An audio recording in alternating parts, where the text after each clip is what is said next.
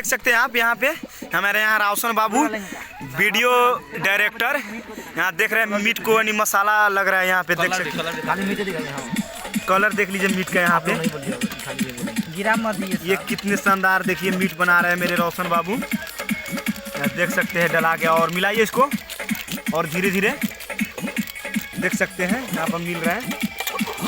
ओ guys आप सबको भी देखकर लाल टपक रहा होगा खाने के लिए। अरे ना डालिए। ओहो और कल्ची से दिखाइए इधर। ओ ये मसाला है, हल्का सा ये खस्सी का मीट है स्पेशल, ये धनिया मसाला मिक्सचर। देख लीजिए रोशन बाबू मिला रहे हैं यहाँ पे। तो आपसे पूछ रहे हैं हो गया। हाँ मसला हो गया। तो मसाला को बचाओ इसको। हल्दी डाल दिया है, हल्दी अरे हो गया। यहाँ हो गया यहाँ और दिखा दे और चलाओ